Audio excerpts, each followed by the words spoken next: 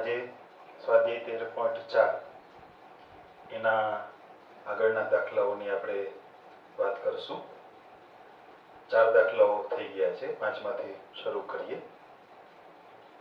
જો સફળતા 4 કરતા મોટી સંખ્યા ઓછામાં ઓછા એક પાસા પર પૂર્ણાંક 6 મળે એ પ્રમાણે વ્યાખ્યાયિત થતી હોય તો પાસાને 2 વખત ઉછાળવામાં સફળતા મળવાની સંખ્યાઓનું સંભાવના વિતરણ શોધો। 2 પ્રશ્નો આપણે સોલ્વ કરવાના છે, એટલે બંનેને અલગ અલગથી આપણે સમજીએ। પહેલામાં જે શરત મૂકી છે 4 કરતા મોટી સંખ્યા,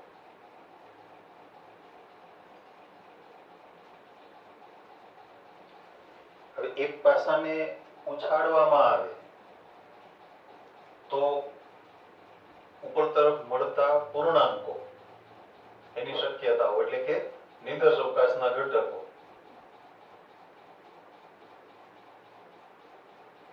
આપણે પાસાને 2 વખત ઉછાળીએ છીએ તો 4 કરતા મોટી સંખ્યા મળે એ માટેની શક્યતાઓ વિચારીએ।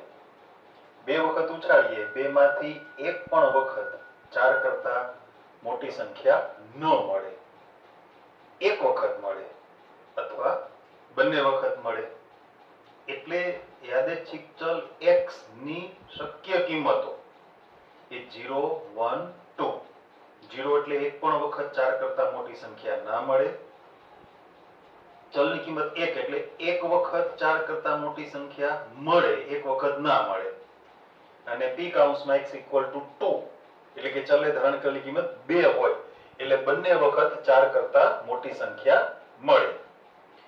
હવે આપણે આવું કંઈક વિચારીએ, ધારો કે એક સંખ્યા p વિચારીએ, ધારીએ શું તો કે પાસા પરની સંખ્યા છે એ 4 કરતા મોટી હોય, 4 કરતા મોટી સંખ્યા મળે તેની સંભાવના।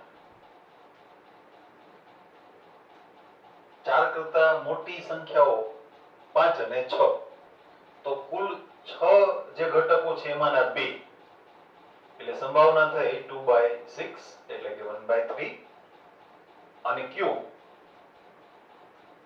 4 કરતા મોટી સંખ્યા ન મળે તેની સંભાવના। તો એવા ઘટકો 4 એટલે 4/6 એટલે કે 2/3। તમે એકમાંથી p નું મૂલ્ય બાદ કરો તો પણ ચાલે। હવે x ની શક્ય કિંમતો જે આપણે હમણાં સમજતા હતા, તમને 4 કરતા મોટી સંખ્યા એક પણ વખત ના મળે, એક વખત મળે, બંને વખત મળે, એની સંભાવના આપણે ગણવી છે। એક પણ વખત ન મળે, 4 કરતા મોટી સંખ્યા એક પણ વખત ન મળે એટલે q * q।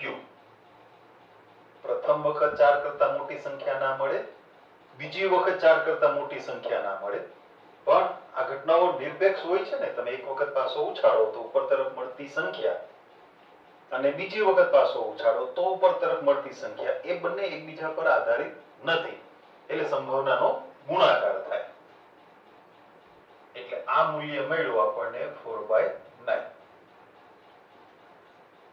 હવે p કૌંસમાં x = 1 એટલે એક વખત સફળતા મળે, એટલે એક વખત 4 કરતા મોટી સંખ્યા મળે, પણ ત્યાં 2 શક્યતાઓ વિચારવાની થશે। પ્રથમ વખત સફળ થઈએ, બીજી વખત ન થઈએ, પ્રથમ વખત ન થઈએ, બીજી વખત થઈએ, એટલે p * q અથવા q * p। જો કે p અને q નો ગુણાકાર ને q અને p નો ગુણાકાર એ સરખો જ થાય, એટલે ગણતરીમાં આપણે આગળ 2 મૂકી અને p * q ગણી લઈએ, 1/3 * 2/3 4/9।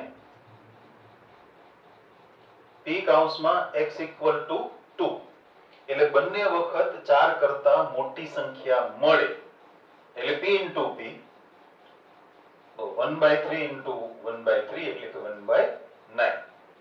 એ બધા મૂલ્યો મળી ગયા, આપણે એને કોષ્ટક સ્વરૂપે રજૂ કરી દઈએ. યાદચ્છિક ચલ x નું સંભાવના વિતરણ. ચલે ધારણ કરેલી કિંમતો 0, 1, 2 અને એની સંભાવના આપણે જે મેળવી છે એની નોંધ કરી દઈએ. 4/9, 4/9 અને 1/9. એટલે આ થયો પહેલા પ્રશ્નનો જવાબ. હવે એમાં જે બીજો પ્રશ્ન છે એની વાત સમજીએ. ઓછામાં ઓછા એક પાસા પર પૂર્ણાંક 6 મળે. ઓછામાં ઓછા એક પાસા પર પૂર્ણાંક 6 મળે. વળી પાછો આપણે નિર્દેશ અવકાશ u. પ્રત્યેક પ્રયત્ને 6 માંથી એક પૂર્ણાંક જ મળવાનો છે. આપણે બંને પ્રયત્નને જુદા રાખીએ છીએ. એક સમતોલ પાસાને બે વખત ઉછાળવાનો પ્રયોગ અથવા બે સમતોલ પાસાને એક સાથે ઉછાળવાનો પ્રયોગ, એના 36 ઘટકોની યાદી નથી કરતા, કારણ કે એમાંથી શરત મુજબ ઘટકો શોધવા એના કરતા આ વસ્તુ સરળ પડશે. તો વળી પાછી જેમ અહીંયા 4 કરતા મોટી સંખ્યા મળે અને ન મળે, તો અહીંયા પૂર્ણાંક 6 મળે અને 6 ન મળે. 6 મળે તેની સંભાવના, તો એ સંભાવના થશે 1/6. 6 માંથી એક પૂર્ણાંક થયો ને. અને q 6 ન મળે તેની સંભાવના 5/6, અથવા એક માંથી p નું મૂલ્ય બાદ કરી દો તો પણ એ જ થાય. ઓછામાં ઓછા એક પાસા પર 6 મળે એટલે ત્યાં શક્યતાઓ વિચારીએ. પાસાને બે વખત ઉછાળીએ, એવું બને કે એક પણ વખત 6 ન મળે, એક વખત 6 મળે, અથવા બંને પાસા બંને વખત બંને પ્રયત્નોમાં 6 મળે. એટલે ચલ x ની શક્ય કિંમતો વળી પાછી પાંચમાના પહેલા દાખલાની જેમ 0, 1, 2. એક પણ વખત 6 ન મળે, એક વખત 6 મળે અને બંને વખત 6 મળે. તો x ની શક્ય કિંમતો 0, 1, 2. હવે એની સંભાવના ગણી લઈએ આપણે. એક પણ વખત 6 ન મળે એટલે q into q, એટલે 5/6 into 5/6 એટલે કે 25/36. એક વખત 6 મળે, એક વખત ન મળે, તો ત્યાં બે શક્યતાઓ થશે. પ્રથમ પ્રયત્ને 6 મળે, બીજા પ્રયત્ને ન મળે, અથવા પ્રથમ પ્રયત્ને ન મળે, બીજા પ્રયત્ને મળે. એટલે p into q અથવા q into p.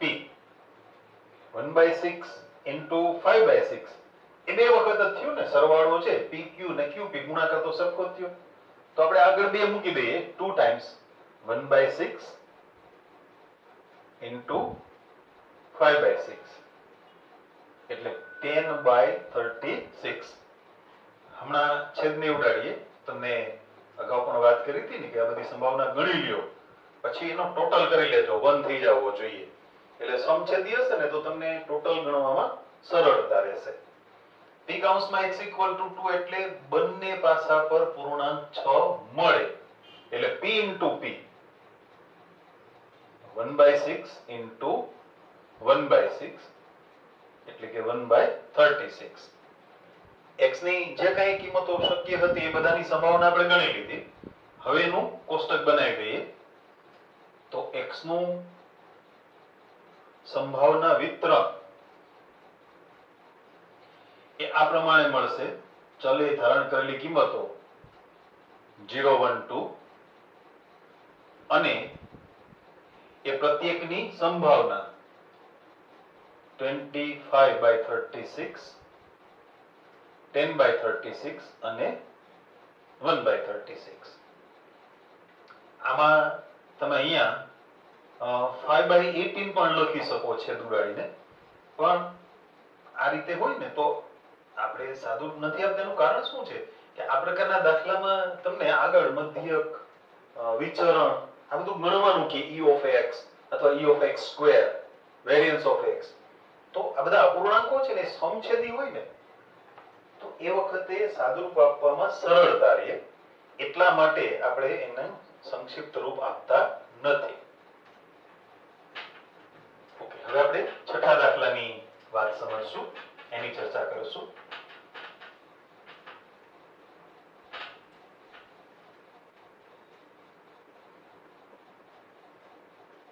વીજળીના ગોળાઓમાંથી 6 ગોળા ખામીયુક્ત છે. પુરવણી સહિત 4 ગોળાઓનો નિદર્શ યાદચ્છિક રીતે લીધો છે. ખામીયુક્ત ગોળાઓની સંખ્યા માટેનું વિતરણ શોધો. સંભાવના વિતરણ. 4 ગોળાની પસંદગી કરતા હોઈએ તો ખામીયુક્ત ગોળા 4 માંથી 4 ખામીયુક્ત એટલે ખામીવાળા હોય, 1 ગોળો ખામીવાળો હોય, 2 ગોળા ખામીવાળા હોય, 3 હોય અથવા 4 હોય. એટલે આપણે યાદચ્છિક ચલ x ની શક્ય કિંમતો વિચારી લઈએ છીએ. 0, 1, 2, 3, 4. ગણતરી શરૂ કરીએ. 30 ગોળામાંથી 6 ગોળા ખામીવાળા છે. છઠ્ઠો દાખલો. કુલ 30 ગોળા, 6 ખામીવાળા અથવા ખામીયુક્ત, 24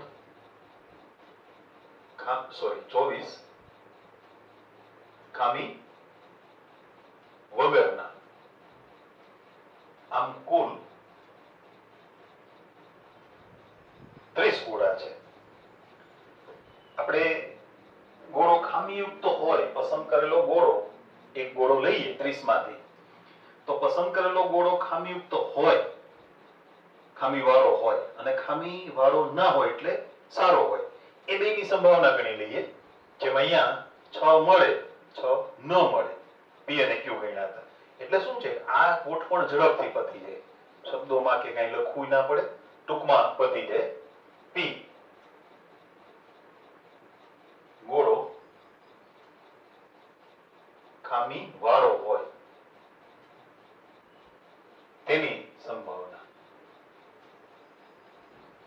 તો એ 6/30 એટલે કે 1/5, અને q લઈએ, ગોળો ખામી વગરનો હોય તેની સંભાવના. તો એ થશે 24/30 અથવા 4/5. તમે p નું મૂલ્ય 1 માંથી બાદ કરો તો પણ એ મળે. x ની શક્ય કિંમતો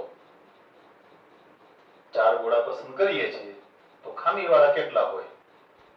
તો એક પણ ના હોય, બધા ખામી વગરના હોય, અથવા એક ગોળો ખામીવાળો, 2, 3 અને 4.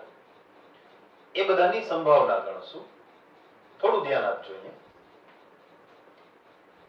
એક પણ ગોળો ખામીવાળો ના હોય. આપણે ખામીયુક્ત જોજો બરાબર, આપણી જે રકમ છે તમે બરાબર જોજો.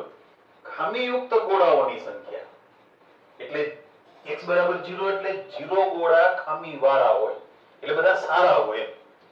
4 ગોળા સારા હોય તો સારા એટલે ખામી વગરના, એટલે શું થયું? q into q into q into q. ઘટનાઓ નિરપેક્ષ છે, બરાબર? તો 4/5 into 4/5 into 4/5 into 4/5. 4 ની 4 ઘાત એટલે 2 ની 8 ઘાત એટલે 256. એના છેદમાં 5 ની 4 ઘાત એટલે 625. હવે p કૌંસમાં x equal to 1. એક ગોળો ખામીવાળો હોય અને 3 ખામી વગરના હોય. એક ગોળો ખામીવાળો હોય તો એમાં તમારે જુદી જુદી 4 શક્યતાઓ સમજવાની થશે, વિચારવાની થશે. પહેલો ગોળો છે, સૌથી પહેલો, એ ખામીવાળો હોય, પછીના 3 ખામી વગરના, અથવા બીજો ગોળો ખામીવાળો, બાકીના 3 ખામી વગરના, અથવા ત્રીજો અથવા ચોથો.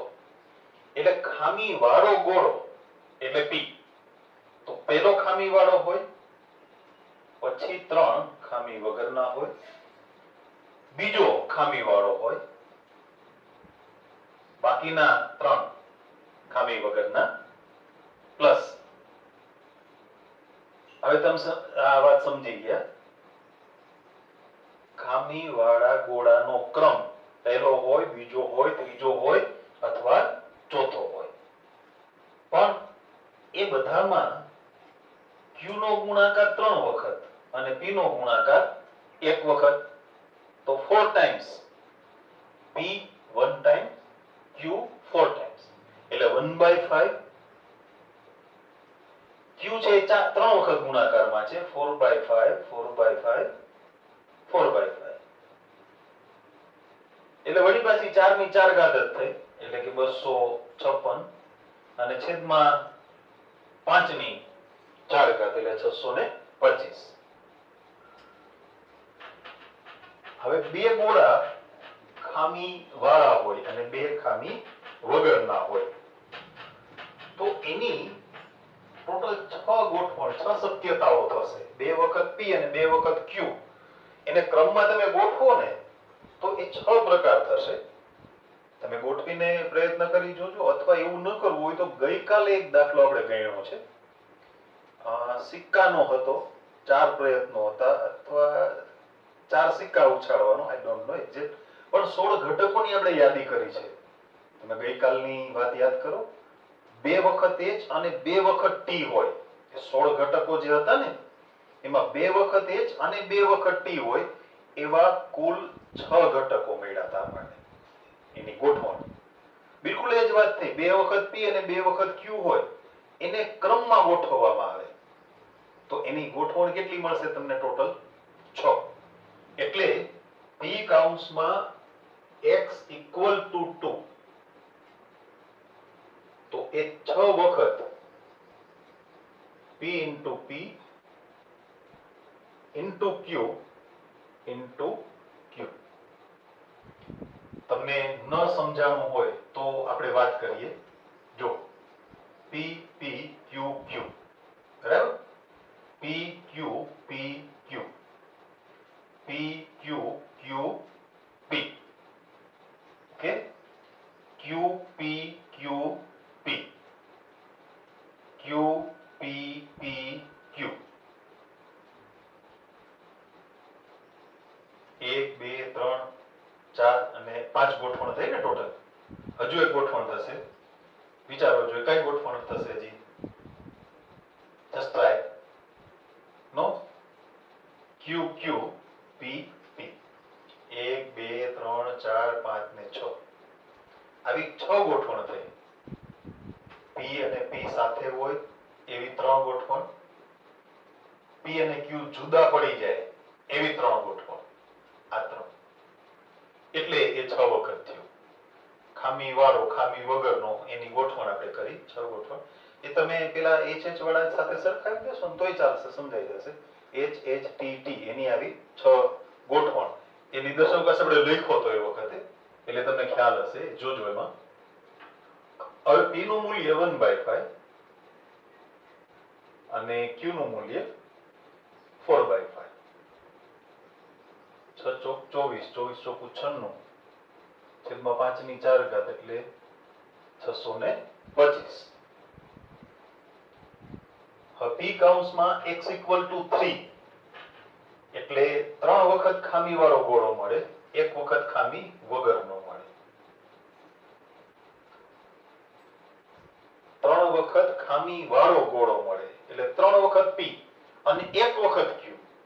તો એની પણ આની જેમ 4 ગોઠવણ થઈ. p અને q બદલી નાખો તમે. p ના બદલે q ને q ના બદલે p કરી નાખો એટલે વળી પાછી આવી 4 ગોઠવણ થઈ. તો 4 ટાઈમ્સ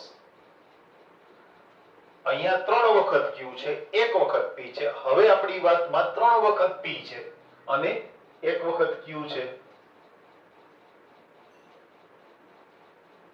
4 3 વખત p 1/5 1/5 1/5 અને 1 વખત q 4/5. 4 ચોક 16 ના છેદમાં 625. અને છેલ્લે p કૌંસમાં x equal to 4. ચારે ચાર ગોળા ખામી વાળા હોય એટલે p into p into p into p એટલે 1/5 1/5 1/5 1/5 એટલે 1/625. હવે એને કોષ્ટક સ્વરૂપમાં આપણે દર્શાવી દઈએ. ચલે ધારણ કરેલી કિંમતો 0 1 2 3 4 અને એ પ્રત્યેકની સંભાવના. પહેલું હતું 256 ના છેદમાં 625. બીજું મૂલ્ય પણ એટલું જ આવ્યું 256 ના છેદમાં 625. પછી 96 ના છેદમાં 625, 16 ના છેદમાં 625 અને 1 ના છેદમાં 625. એટલે આ મળ્યું આપણને યાદચ્છિક ચલ x નું સંભાવના વિતરણ. સાતમા દાખલાની વાત સમજીએ.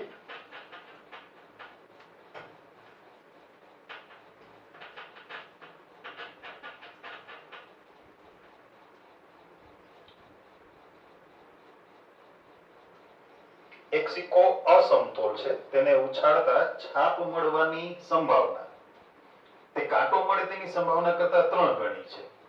સિક્કાને 2 વાર ઉછાળવામાં આવે તો કાંટાની સંખ્યા માટેનું સંભાવના વિતરણ શોધો. સમસંભાવી ઘટનાઓ નથી. છાપ મળે અને કાંટો મળે, સંભાવના 1/2 1/2 નથી. એટલે આપણે પહેલા શોધી લઈએ. ધારો કે છાપ મળવાની સંભાવના એને આપણે p કહીએ.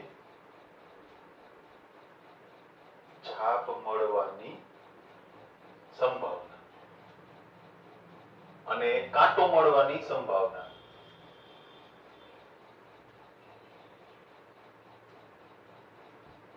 એને આપણે q કહીએ.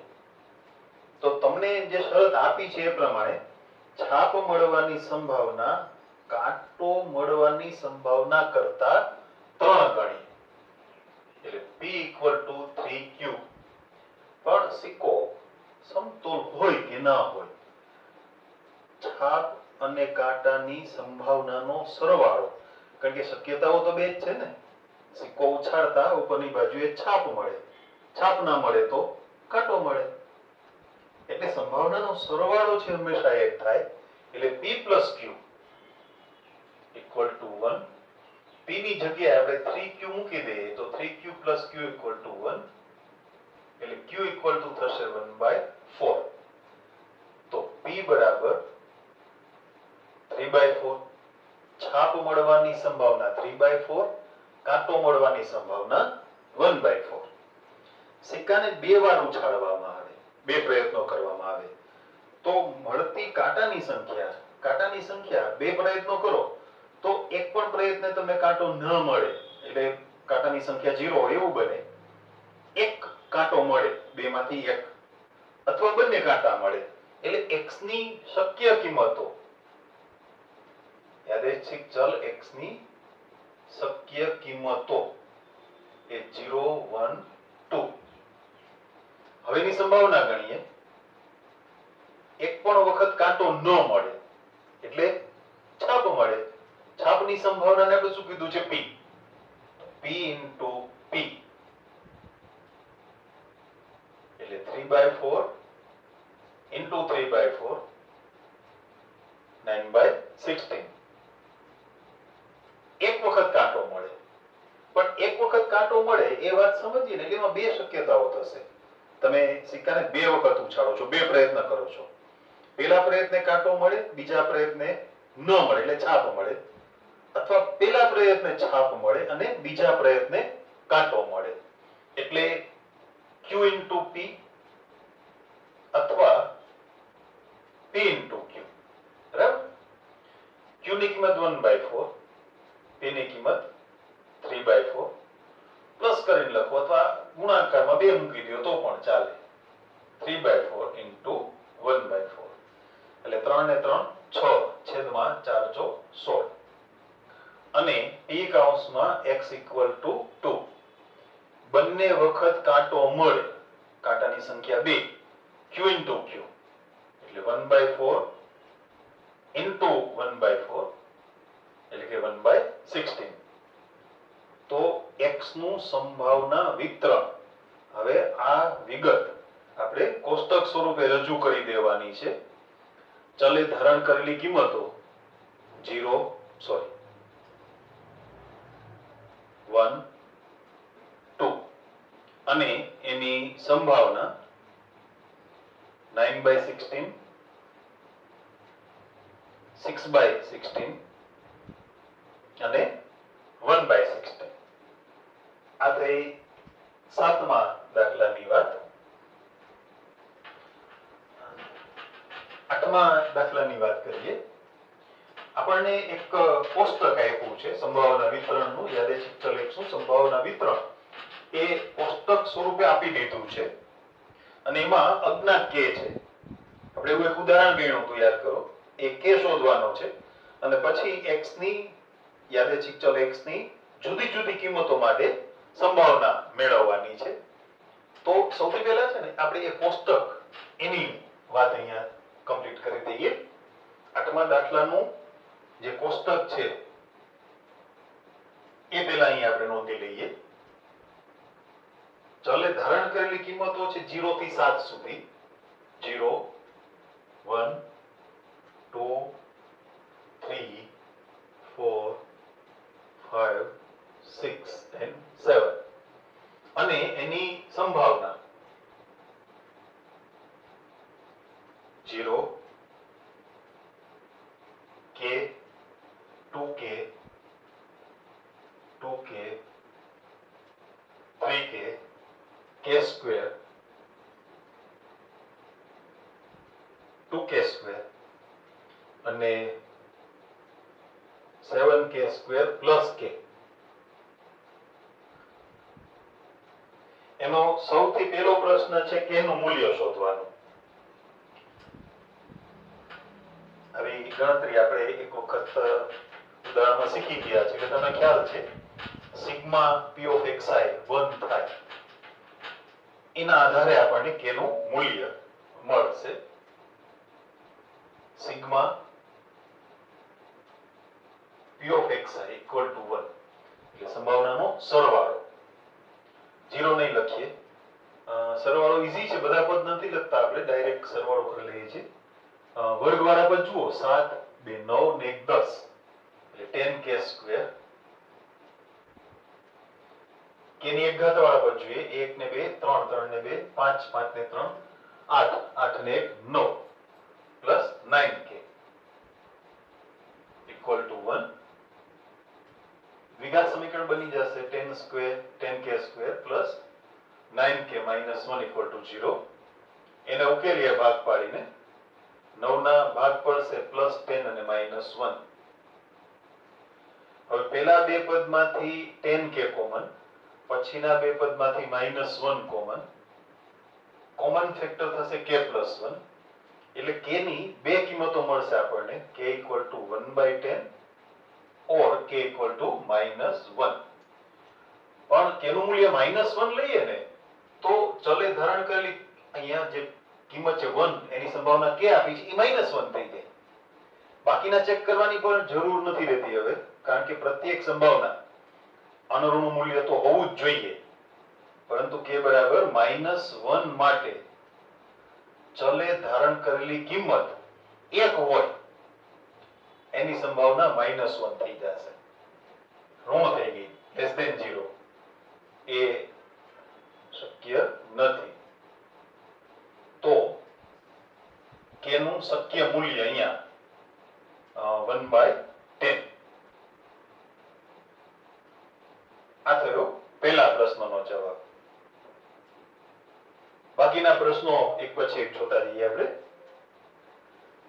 p કૌંસમાં x લેસ ધેન 3 એટલે ચલનું મૂલ્ય 3 કરતા નાનું હોય, ચલે ધારણ કરેલી કિંમત 3 કરતા નાની, એટલે આ દાખલા મુજબ 0 અથવા 1 અથવા 2 p કૌંસમાં x ઇક્વલ ટુ 0 અથવા એટલે પ્લસ p કૌંસમાં x ઇક્વલ ટુ 1 અથવા એટલે પ્લસ p કૌંસમાં x ઇક્વલ ટુ 2.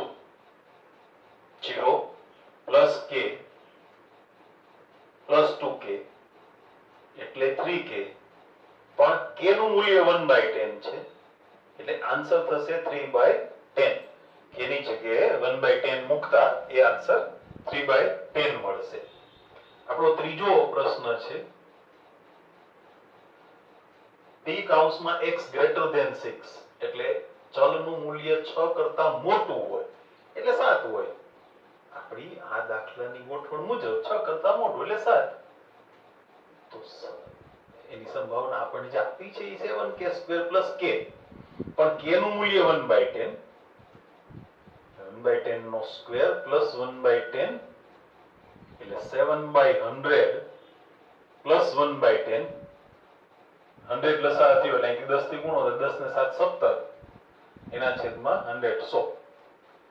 અને એનો ચોથો પ્રશ્ન છે p કૌંસમાં 0 less than x less than 3, એટલે ચલની કિંમત 0 અને 3 વચ્ચે હોય, 0 અને 3 વચ્ચે એટલે 1 અથવા 2. p કૌંસમાં x = 1 અથવા p કૌંસમાં x = 2, એટલે k + 2k એટલે કે 3k. k નું મૂલ્ય 1/10 મૂકીએ તો એ થશે 3/10. વળી પાછા હવે પછીના લેક્ચરમાં આપણે મળશું ત્યારે આગળના ઉદાહરણોની ચર્ચા કરશું. બરાબર અભ્યાસ કરજો. કઈ ડિફિકલ્ટી હશે તો તમે પૂછી શકો છો, તમને WhatsApp નંબર પણ આપેલો છે, ફોન કરીને પણ પૂછી શકો છો. ઓકે.